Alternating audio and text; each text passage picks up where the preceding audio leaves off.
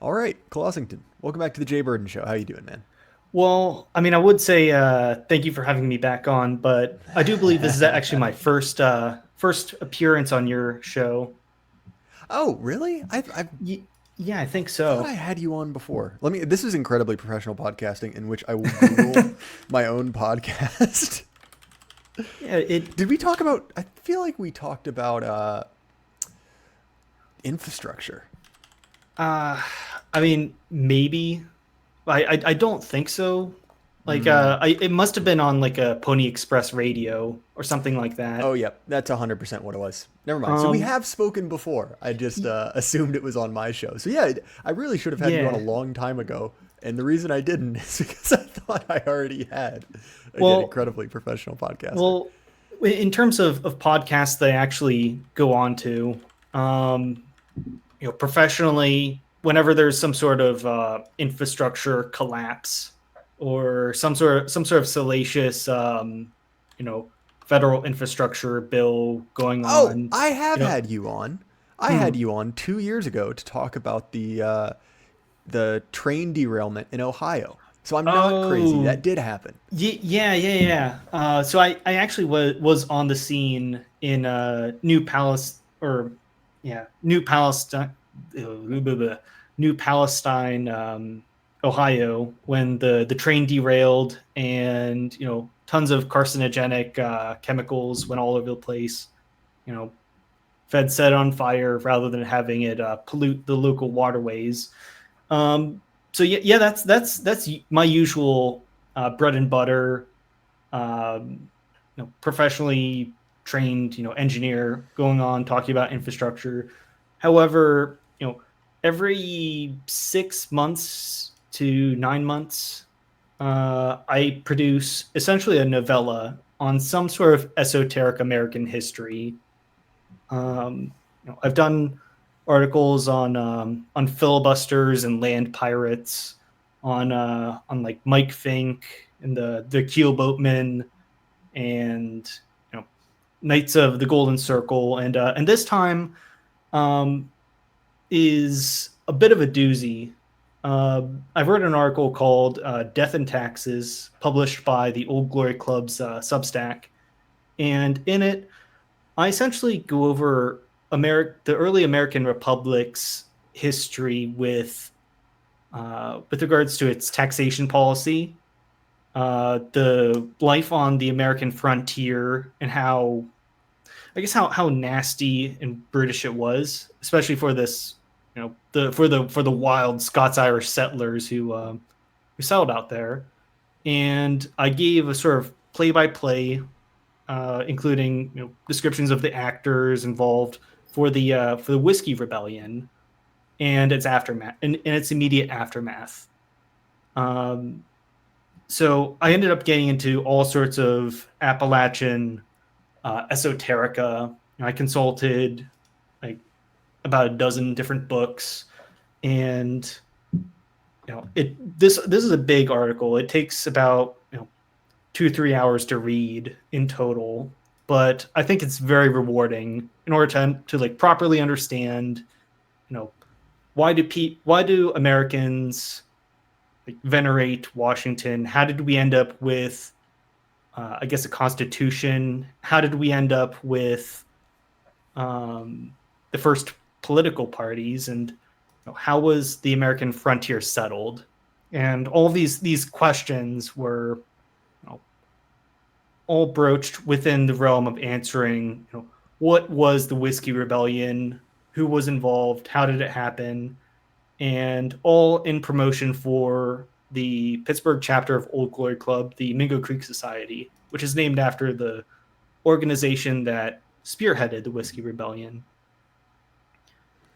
So I will say, I normally have a policy on this show, and I do joke about being incredibly unprofessional. I say joke, but I normally have a policy that if I'm going to be talking about something, whether it be an article or a book, I read it in preparation.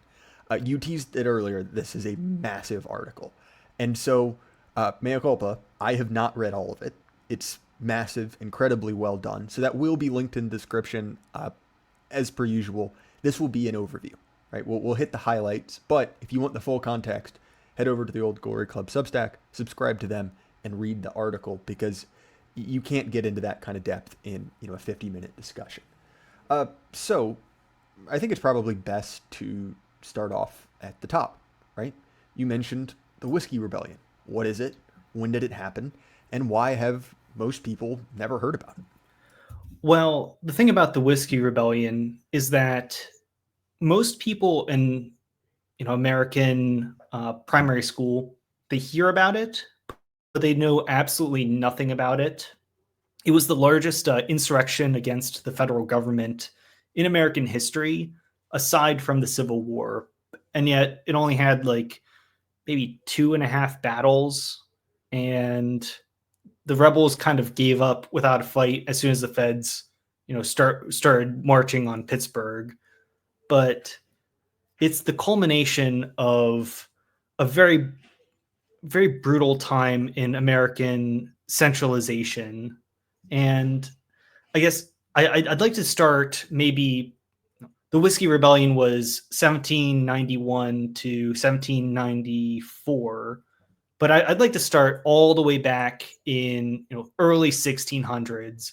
Like I really get into their initial settlement of the colony of Pennsylvania, Western Pennsylvania being the sort of hotbed of the Whiskey Rebellion.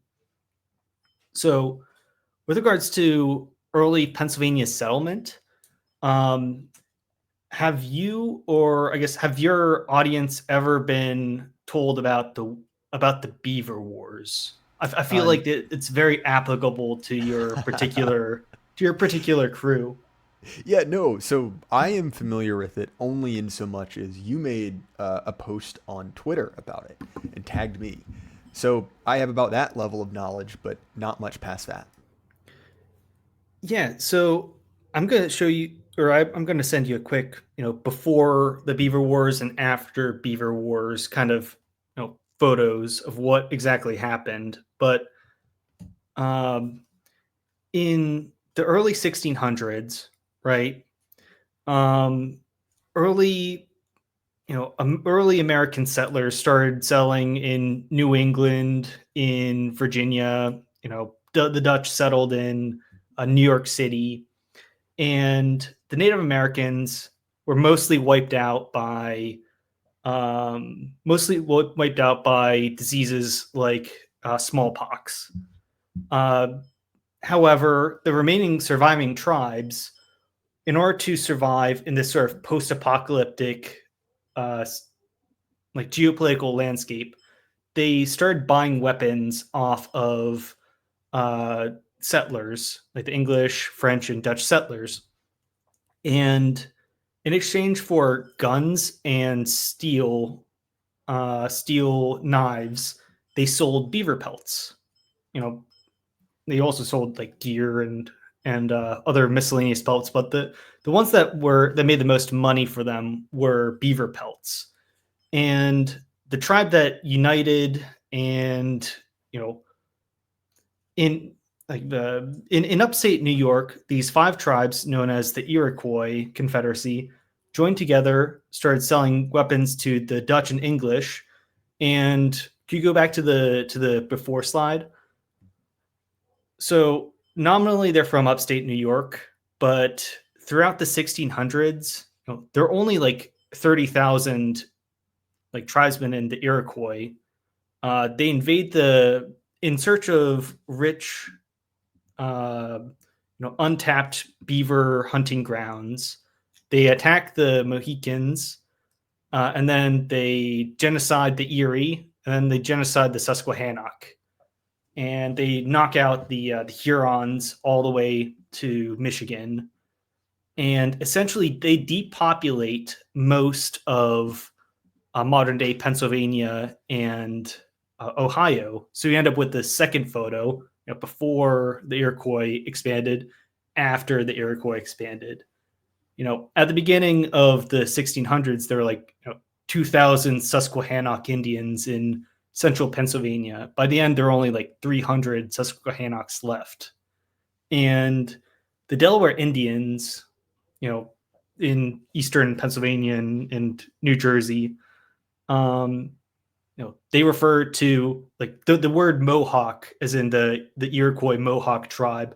The word Mohawk is actually an exonym given by these Delaware Indians, meaning cannibal or people eater, while the Iroquois referred to central Pennsylvania as the place of demons because of how fiercely the Susquehannock tried to fend off these genocidal invaders. So by the late 1600s, there are only a couple hundred Susquehannocks left in central PA. There are only a couple thousand Delaware in all the entire state of New Jersey and eastern Pennsylvania. And so in comes William Penn, right? He's this dissenting Quaker from England. His father, conquered Jamaica for the English under Cromwell, and in exchange for forgiving some of the Penn family's debts, the King of England grants William Penn the entire colony of Pennsylvania. Now, William Penn is a pacifist. You can put the map away. William Penn is a pacifist, and like all Quakers, he's a pacifist. He believes in plain speaking, plain dress, on extremely virtuous and honest trade deals. And so he goes to the Delaware Indians, who are essentially shell-shocked by a century of genocide by the Iroquois, and says, we'll buy this land around modern-day Philadelphia and the Philly suburbs off of you, and we won't do anything. We're pacifists. We're not going to hurt you. And seeing these newcomers, the Delaware see them as a sort of counterbalance against the genocidal Iroquois. And so they kind of give up the land peacefully at first. And Penn, he's given a bunch of wilderness. The Pennsylvania is not a small state. So how do you make money with a giant wilderness and thousands of Indians on your land? What you do is, you can either, develop the land yourself, or you can sell it. And the latter of which is his means of actually funding the colony. Pennsylvania, William Penn has a very sweet deal where, for the low cost of, the equivalent of like 200 grand today, you could buy a townhouse in downtown Philadelphia in a nice 20 to 30 acre property in the Philly suburbs, where you can set up a farm for someone else to work, but it's your farm. And this attracts up and coming sort of middle class Quakers from Liverpool and from the city of London. And it doesn't take long for people to start taking advantage of the system, right? William Penn wanted Philly's streets to be rather wide apart, so that there aren't any slums or any sort of nasty fire hazards or disease or anything like that. But pretty soon you end up with insane cultists like Johannes Kelpius, who take advantage of William Penn's religious tolerance in order to set up like a doomsday cult in the caves just north of Philly. You end up with thousands of Germans starting their own little insular Germantown settlements, and you end up with the Dutch importing essentially slaves. And I come across this nasty passage from On the Frontier with Colonel Antes, which describes the way that Dutch merchants essentially they one second.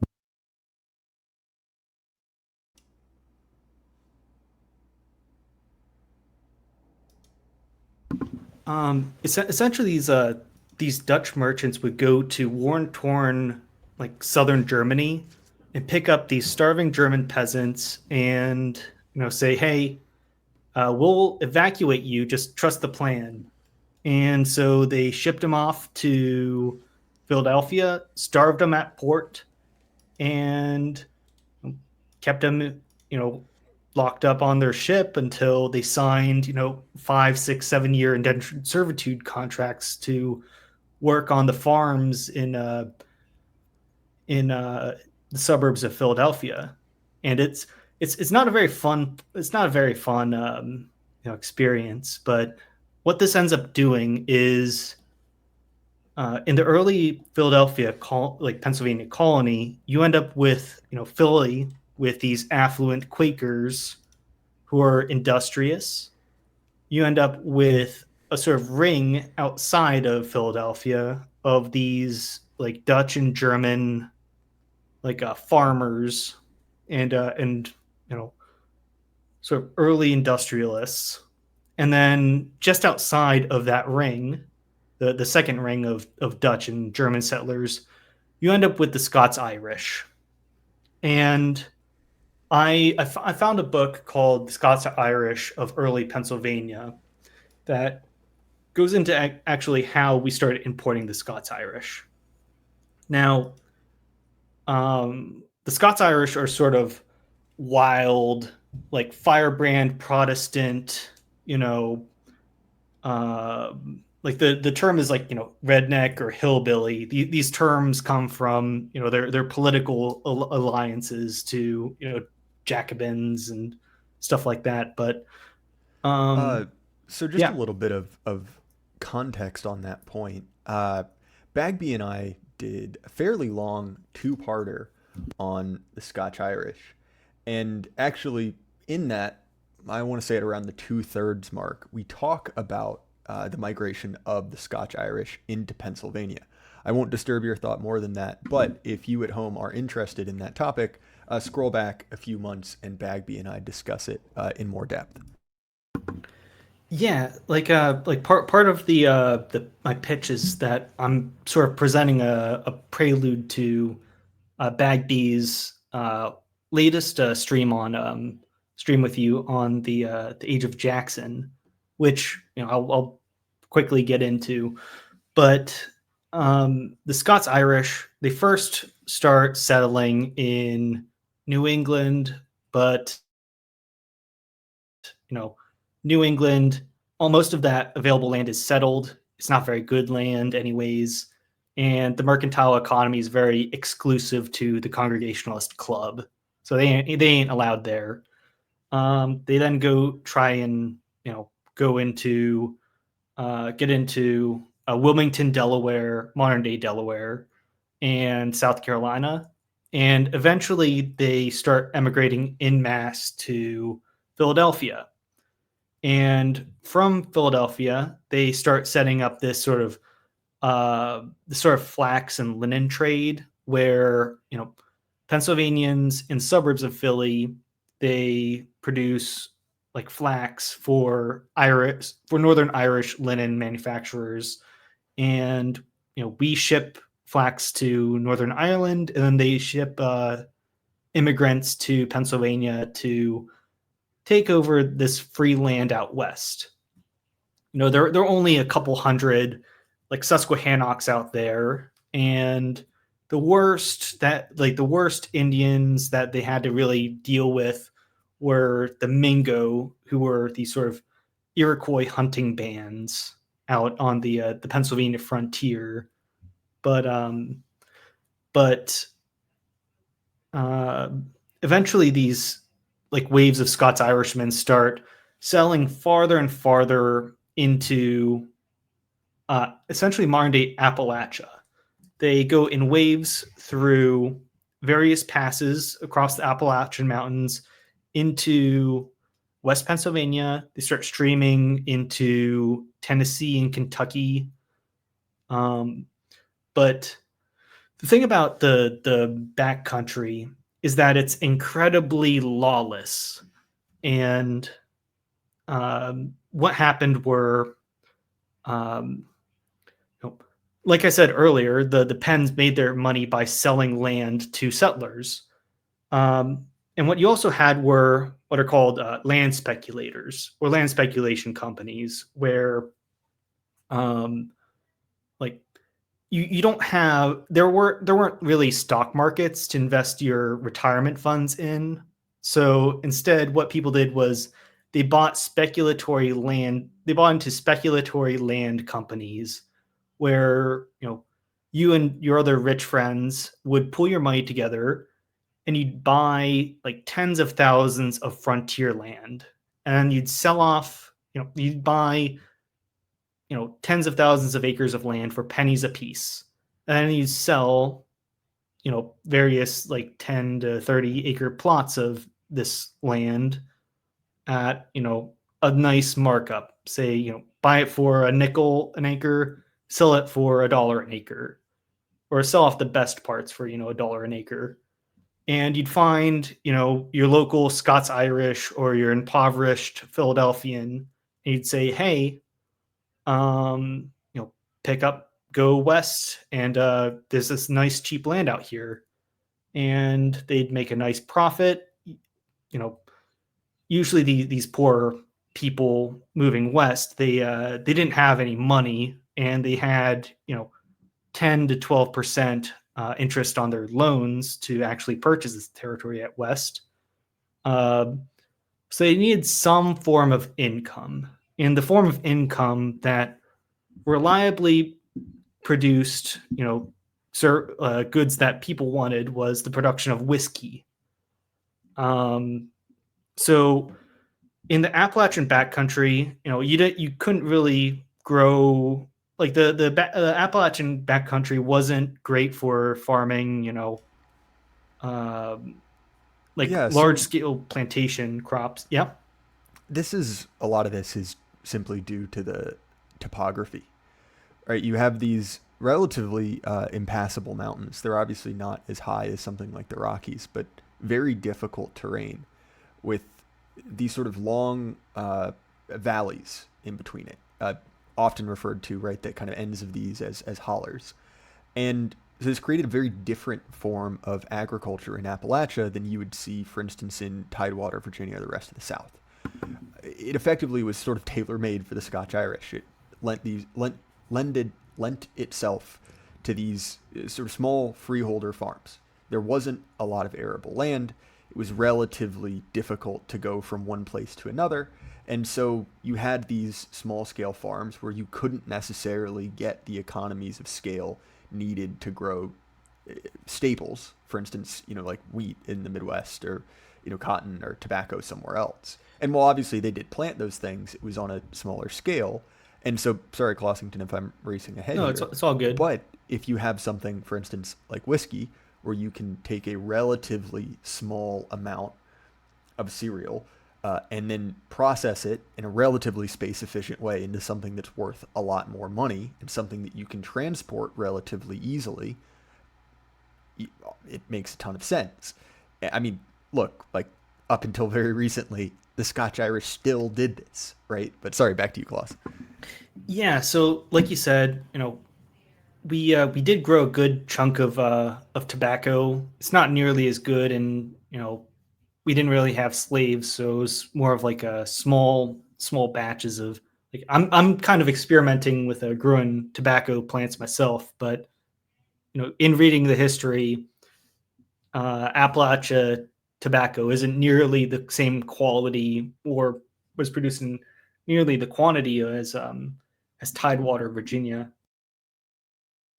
What we did grow though were grains like corn, barley, and rye.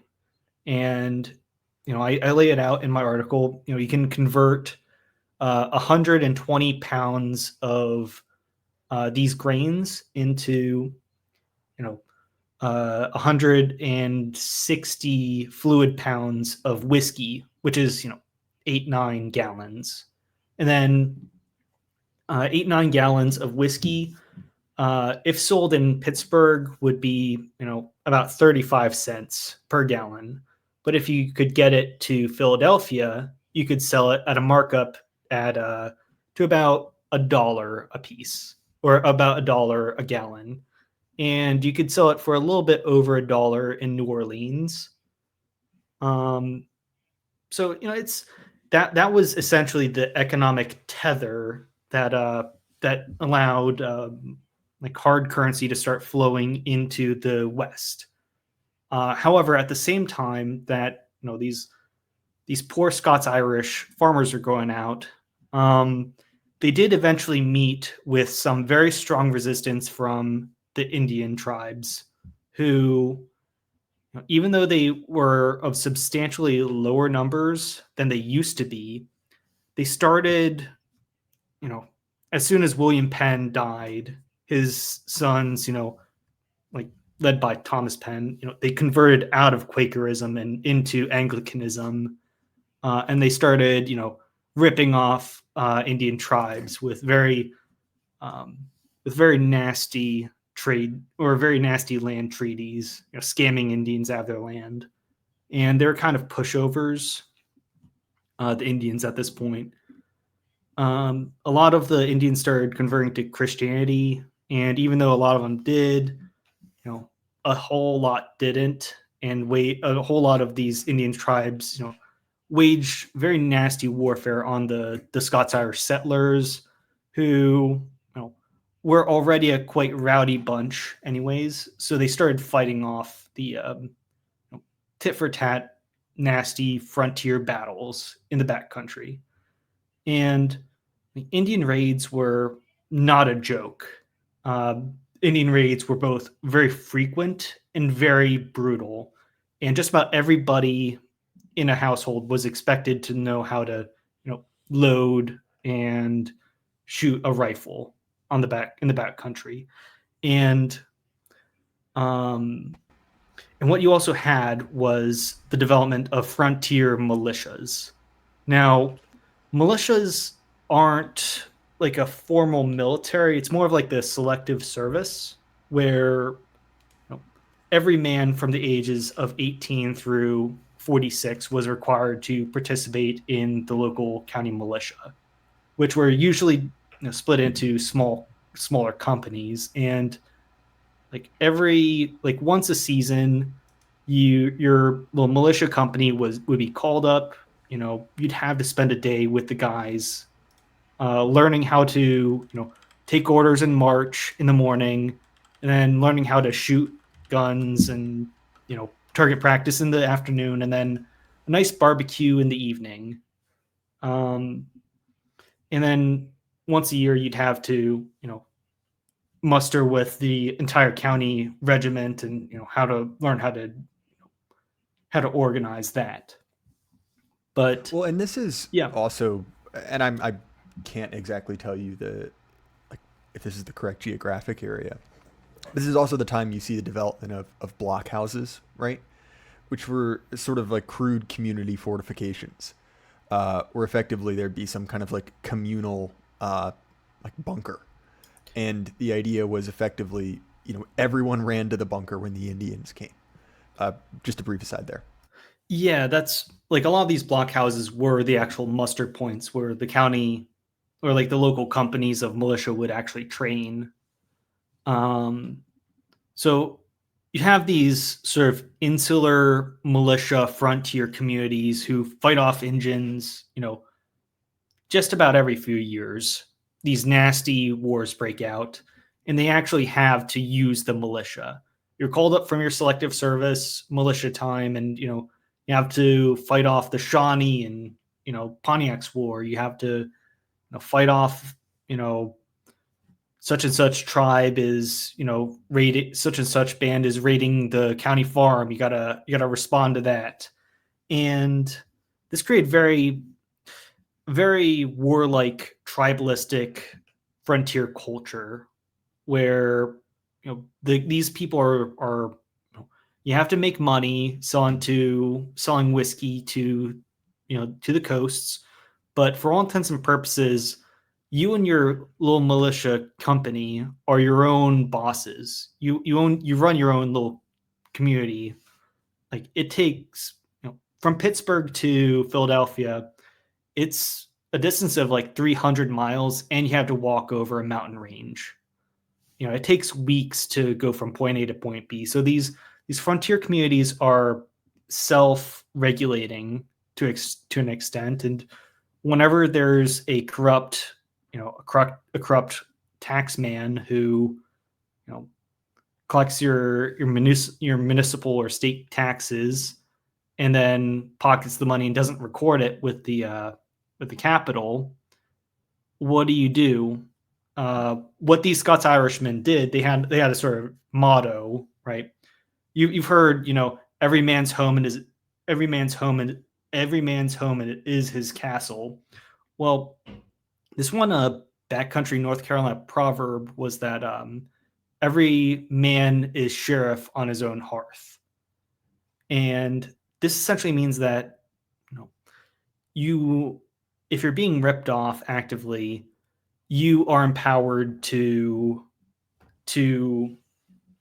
form up a little posse with the guys and self-regulate these injustices. And I point to the regulator movement, or I'd go into some depth with the regulator movement, where this sort of Quaker surveyor Herman Husband discovers hundreds of examples of tax collection scams going on, and the North Carolina government won't do anything about it. So they they start burning down tax collector houses, and they raise an army of 2,000 guys to hopefully, convince the governor to actually do something about this issue. But the governor doesn't. He ends up raising his own militia army and puts down the regulators. And a lot of these regulators, they won't accept this corrupt government. So they move over the mountains and into modern day Tennessee, where they form their own, they formed what's called the Watauga Association, and later the state of Franklin, which is its own sort of independent.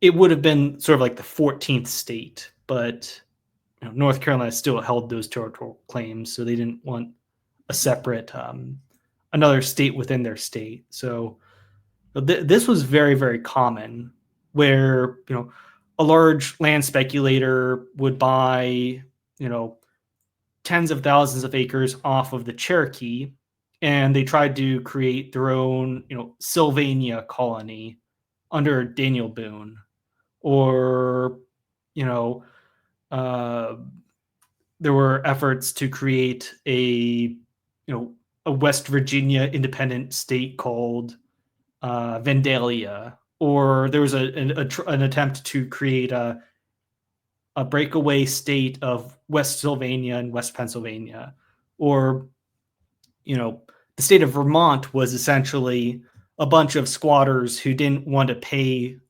for their land in the state of Vermont was essentially like a squatter regulator posse that declared independence. And they fiercely held on to their localized government until they were eventually added to the United States. But this was very, very common. And then we start to get into, I guess, the American Revolution and the fact that, while it's good on paper, and it's very pragmatic that these communities are self-regulating and militantly defensive of their own land against Indian raids, it's not very conducive to the creation of a central government. And I make the case early on in my article that, okay, so the 13 colonies decide to declare independence from Britain, but we don't exactly have a central government. We don't have a constitution or confederation. We don't have gold. We don't have a stable currency. We don't have national taxes. We don't have tariffs. We don't have any sort of international regulations or international trade. So essentially what we do is we launch essentially a shitcoin currency, cryptocurrency, think of it like that, the continental dollar. And okay, Jay Burden, I'm going to give you 10 continental bucks. Great, Um, thank you. yes. Um, but here's the thing, Burden, you've been, drafted into your local militia, the Beaver Brigade or whatever. I'm going to pay you 10 continental bucks per month for your salary. But the thing is, these continental bucks, you can't really trade them for gold, and no one really, like, the Continental Congress prints so many of them that everybody has continental bucks. You can't trade them for gold, or silver, and nobody uses them, and you don't really pay your taxes in them. So it's essentially useless. And the federal government or the Second Continental Congress, um, they don't really have any sort of tax collection system. So essentially, what we do is we run up the debt. We borrow money from private creditors. We start borrowing money from France, Spain, and the Netherlands. But we don't. We have these continental bucks, which are useless. Um, we can't buy supplies for our continental armies to fight our battles, and we have several essentially officers' mutinies throughout the war. George Washington is able to talk down his men from revolting in the Newburgh Address, but several garrisons in Pennsylvania revolt, and because they know that they're not going to get paid their pensions that they're promised, even if they're being paid in monopoly money. They know that the Congress, they aren't collecting taxes because they haven't been given the authority from the states to collect taxes. So they revolt, and Congress is forced to evacuate to Princeton. Um, and we try and set up a First National Bank called the Bank of North America, but it's horrifically corrupt. Imagine if Jeff Bezos was granted a monopoly to run the American Treasury. What does he do? He starts giving very cheap loans to his friends. He starts kind of embezzling a lot. Nobody really likes it or trusts it. It's very corrupt, but these are the only people that are willing to buck up cash to pay for the final siege at Yorktown. The Continental Congress, no one wants to lend them money. And the only people that are these horrifically corrupt, Yankee bankers. And so, what happens after the American Revolution? Well, in order to pay for the national war debt, a lot of the states start setting up interstate tariffs. If I want to trade you some of my Pennsylvania tobacco for, I don't know, what do you grow on the Burden farm? Coal. It's a Okay, mine. so Exclusively. if I wanted to buy some premium Burden coal, I'm going to have to pay an interstate tariff to pay for, just on top, just to make this transaction, because these are independent states, and the Confederation that we have set up is an awful system where you have to have unanimous consent from each state to actually pass anything, and they can't really levy taxes. They can just keep on swiping the credit card, and it's a very awful system. And and all the states are in debt. We don't have international trade because we haven't ironed out our trade deals yet. And we have, as soon as we declare independent, or as soon as we win the American Revolution, some settlers start selling west, and the Indian tribes don't like it, and they start waging a scorched earth Northwest Indian War against us. So on top of all of these fires going on, the states can't pay their debts, their war debts that they've accrued, and they start taxing the hell out of the settlers. So you end up having like Shays Rebellion and Eli's Rebellion. So this is just an unsustainable model. And so what had was the U.S. Constitutional Convention, spearheaded by James Madison. A lot of the Western states don't really appreciate this, though. Like if you're in West Pennsylvania, you didn't like the feds didn't help you win the revolution. Like later on in the American Revolution, many of the Indian tribes were just kind of sicked onto the settlers and engaged in very brutal, genocidal, scorched earth raids on frontier settlers. And the frontier settlers had to band together to fight off the Indian threats. And they didn't spend they weren't they didn't have access to continental army regiments. They had to fight off the Indians themselves.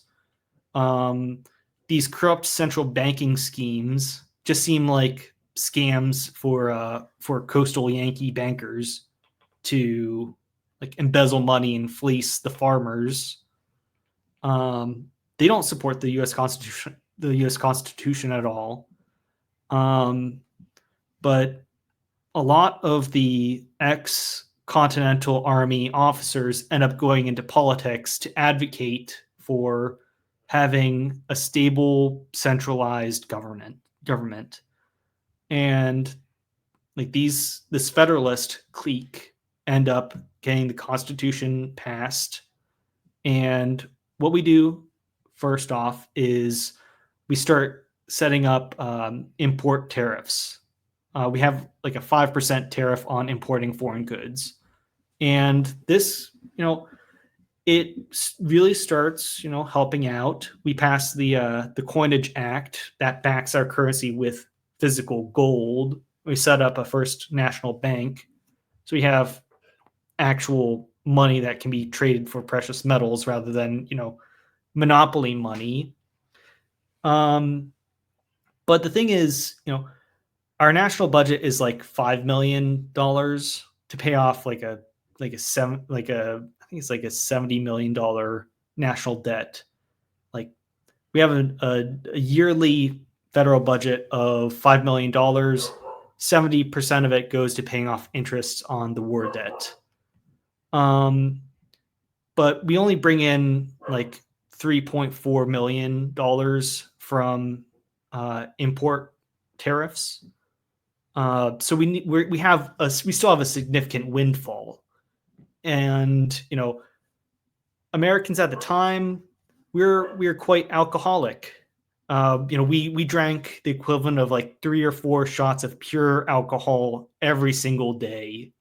Like it was ungodly how much Americans drank at the time. John Adams, every morning he'd have a tankard of hard cider. Washington or Thomas Jefferson, every single night they had like a rum punch bowl, or like Jefferson drank, bottle of Madeira wine every single night. You didn't really have modern sanitation, so put a little bit of liquor into your drink to make it sanitary, but you'll have a nice like alcoholic buzz after every single drink you have.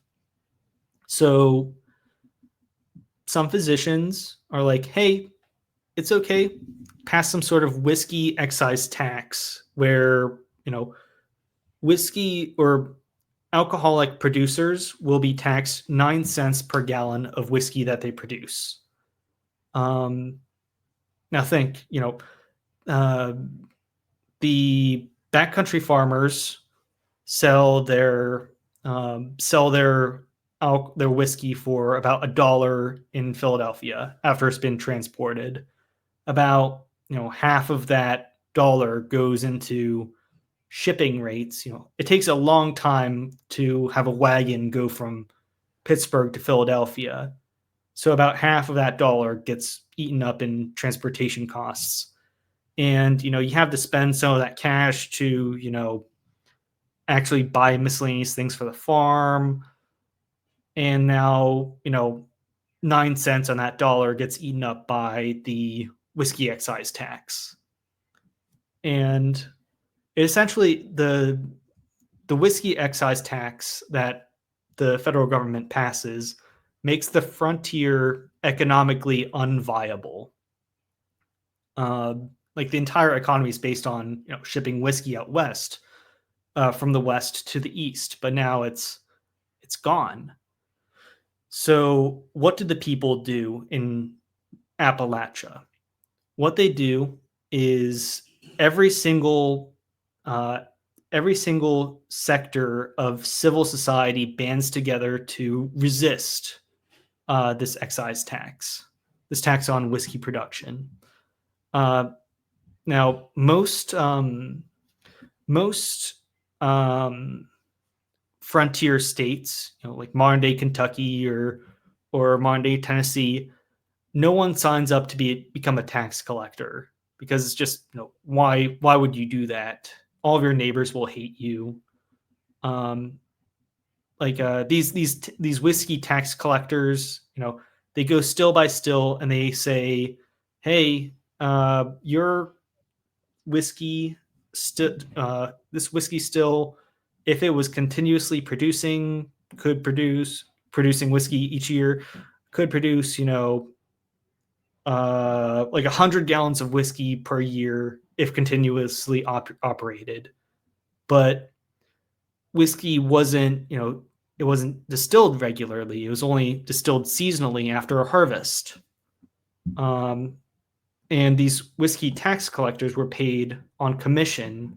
1% of the taxes collected, they could pocket. So they were encouraged to overestimate the amount of whiskey that these stills could produce. So everybody hated tax collectors. Nobody out west liked the federal government. So everyone, they just didn't pay their whiskey tax.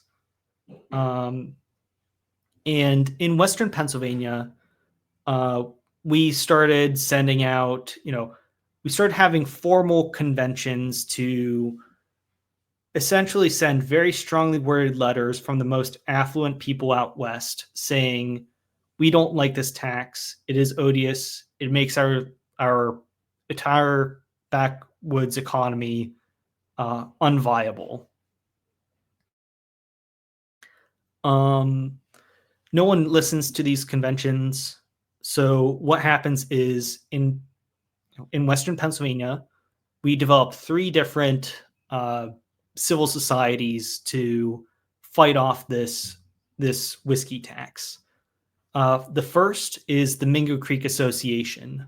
So the Western Pennsylvania Washington County militia essentially decides to just, they start organizing local posses to tar and feather whiskey tax collectors.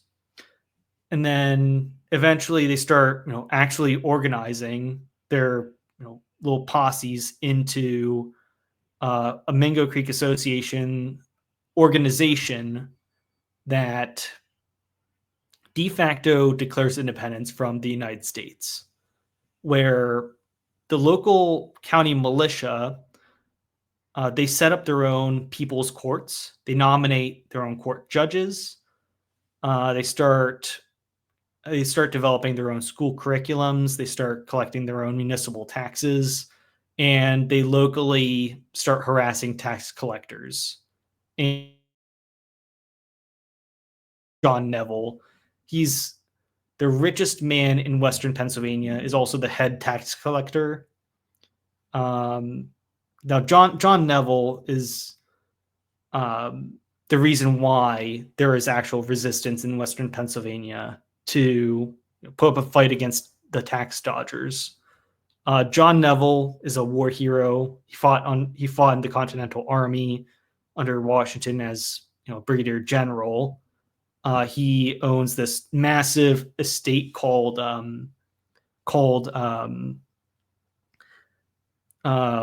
shoot, I've I forget the name of his estate off the top of my head, but he has this massive estate. He has a massive 500-gallon whiskey still, a Bower Hill. That's what his estate's called. He has a 500-gallon whiskey still. Most people only had like 5 to 10 gallon whiskey stills. He owns a kiln, he owns an ironworks, he owns a glassworks, and he's also the main government contractor for supplying Fort Pitt with whiskey. So all of the federal contractor dollars go straight into this one man's pocket. And now he's fleecing the rest of his community for this whiskey excise tax. And so throughout the Whisky Rebellion, there was a sort of back and forth between John Neville trying to send out tax collectors to try and collect this tax, and the Mingo Creek Association tarring and feathering them, and tarring and feathering any Fed that enters their domain. Meanwhile, what you had was in 1773, Louis the 14th's head, or I'm sorry, Louis the 16th's head is chopped off, and the French Revolution gets kicked off, and quite a few Americans of the anti-federalist political persuasion, they rather like the ideals of the French Revolution and start developing what are called democratic societies. So, these sort of Francophile anti-federalist types start creating their own little democratic societies, in the same organization that the French revolutionaries organized democratic societies, where these wealthy American frontiersmen would, toast to the emergent republicanism against despotic tyranny of banks, in the U.S. And you had localized elites organizing support for nullification of the whiskey excise tax. You had the Mingo Creek Association fighting, ground battles with the tax collectors. And then you also had the New Jerusalem movement, which were, I brought up Herman Husband a little while ago from the Regulator movement. Husband, he was kicked out of North Carolina because he kind of led an anti-corruption battle against the colonial government. But he moves to Pennsylvania. He calls himself Tuskegee Death as his pseudonym, and he starts writing about how America is this new Jerusalem, a new republic against, fighting against the corrupt decadence of European monarchies. But after the Constitution passes and we start, having a national government, he starts saying that, Pittsburgh is Sodom and Gomorrah. For some reason, some of the Appalachian Mountains kind of look like the mountains described in the Book of Revelation, and starts making apocalyptic predictions, saying that, the apocalypse is going to be kicked off as soon as we burn down Pittsburgh, the one Federalist-leaning town out west. And so these three different groups are the heart of the Whisky Rebellion, and things ramp up from very civilized conventions decrying the absurd, the very absurd and penalizing effects of the whiskey excise tax. You go from these nice stuffy meetings and into armed insurrection against the federal government, where you had your local goon squad, Mingo Creek Association guys. You had your localized elites forming the Washington County democratic society. And then you had the New Jerusalem movement, which were these sort of firebrand Presbyterian and Baptist, types saying that, we should burn down like all of the towns that have over 1,000 people in it because it's decadent. And so this all came to a head when a federal marshal in 1794 started actually serving subpoenas to guys that have been dodging paying their whiskey tax.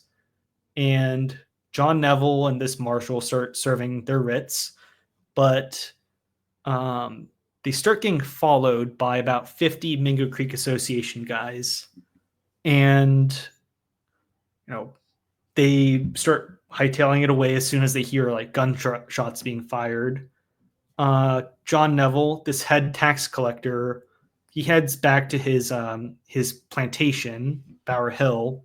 He starts arming his 18 slaves, and on one day, the next day, 37 Mingo Creek Association guys start getting into a firefight with the head tax collector and his slaves.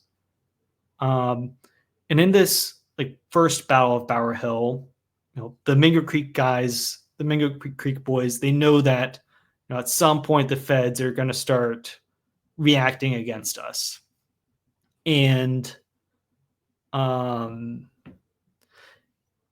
they'd been preparing for this moment, but they didn't really know what they were getting into. But John Neville, he shoots one of the Mingo Creek boys in the head, and eventually they break off and start calling out all of the counties of Western Pennsylvania to, besiege this tax collector's house. John Neville, he calls for aid. About a dozen federal troops arrive at John Neville's house, but at the same time, the Mingo Creek Association rallies about 500 or 600 militiamen to fight, to arrest and fight the feds.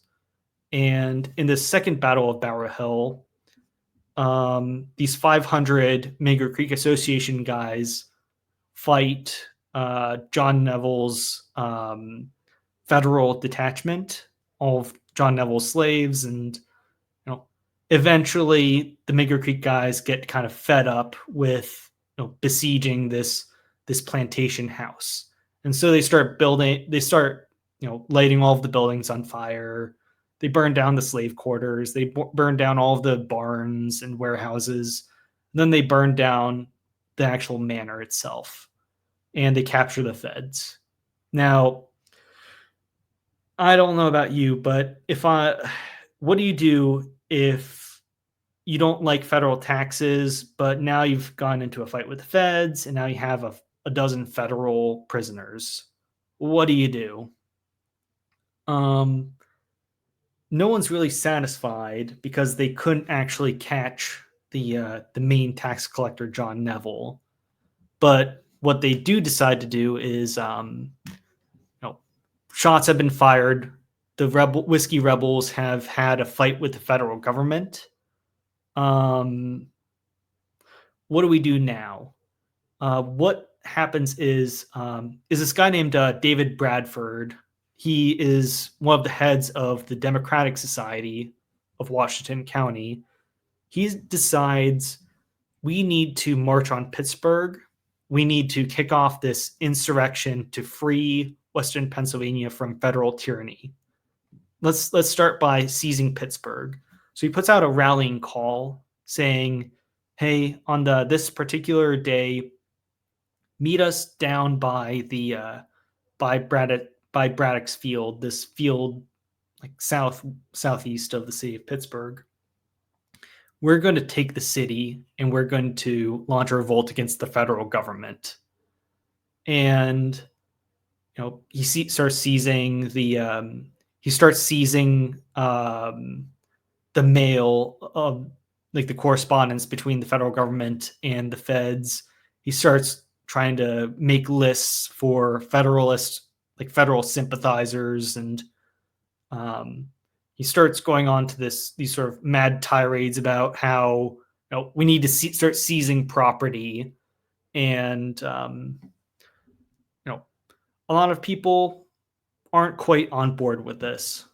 So, but nonetheless, he attracts a sort of audience of, or he attracts to Braddock's field an audience of about 5,000 to 7,000 guys, militiamen, and instead of burning down, or like he initially tries to send the federal garrison at Fort Fayette an ultimatum saying like, "Hey, join us and revolt against the federal government, or we're going to storm the fort."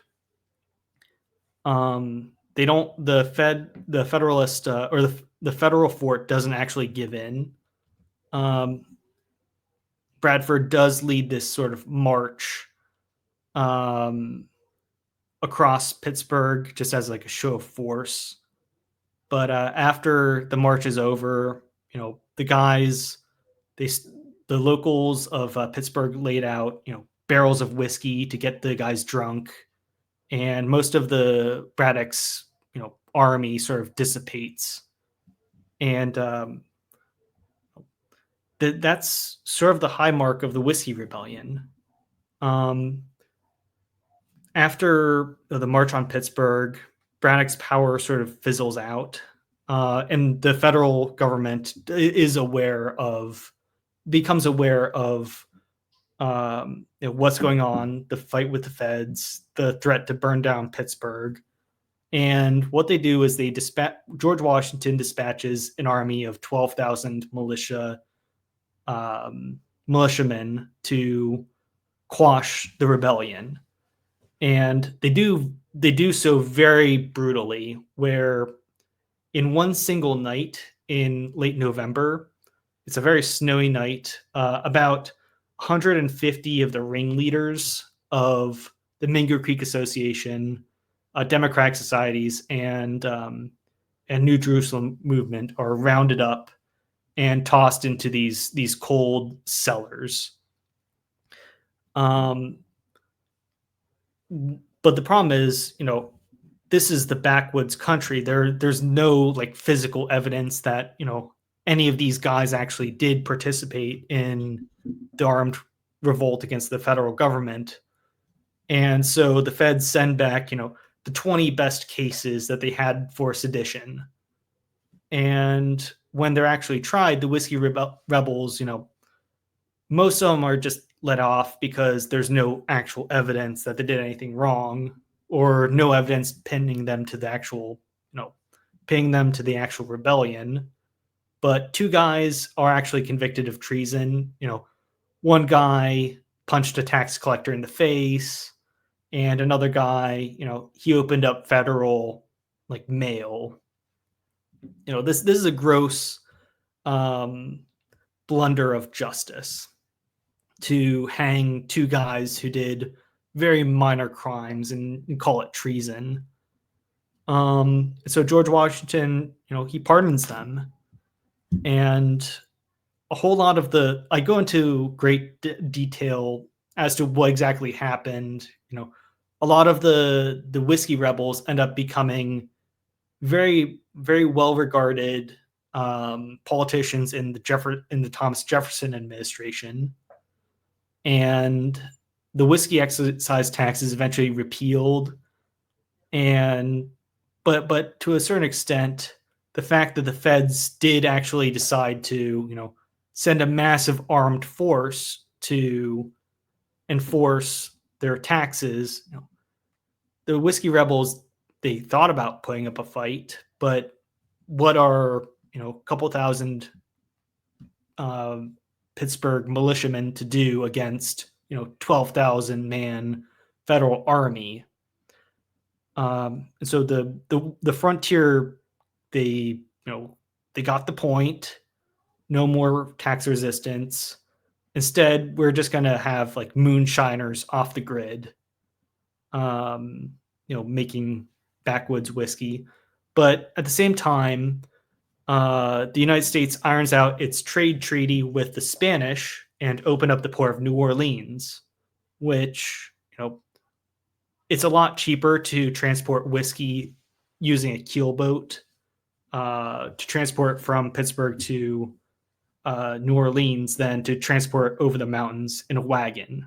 So, you know, cutting back on transportation costs, the problem kind of goes away because it's whiskey is a lot more profitable than it used to be.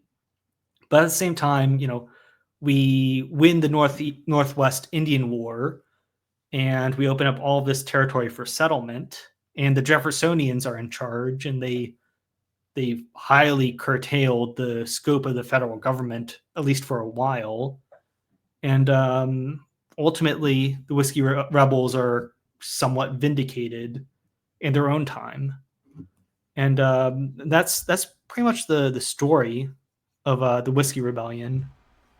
Well, and like I said earlier, I highly recommend reading the article. Do as I say, not as I do. Incredibly well done. Clossington, he's not exaggerating. It is a short book, well worth your time. But Clossington, if people want to find more of you and your work, what's the best way for them to do that? Where should they head? So I almost exclusively write for Old Glory Club. I write, these small novellas, every 6 months to a year.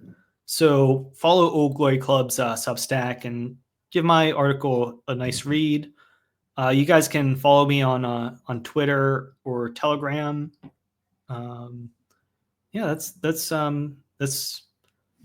yeah. I'm very appreciative that you're platforming this. I always do something of a lecture junket to promote my works, and I really do believe in the platform of the Old Glory Club, and producing high quality content for them is a very great honor. And I'm also honored to be platformed by you yourself, Jay Burden. It's you and your exclusive and well produced show. We have a big team here, making sure everything goes smoothly. That I schedule everything well out in advance and never mess that up. Again, those will be linked down in the description. Please check out Clossington at the links you'll find there. As far as my stuff, the Jay Burden Show is available on Apple, Spotify, YouTube, anywhere you listen to podcasts. If you want to support us, you can either do that directly with the links in the description or head over to our sponsor, Axios Remote Fitness and Coaching. I guess, Clossington, I will see you at the very much sold out event in a few weeks. Looking forward to that. And to everyone at home, keep your head up. The light can't last forever. Good night.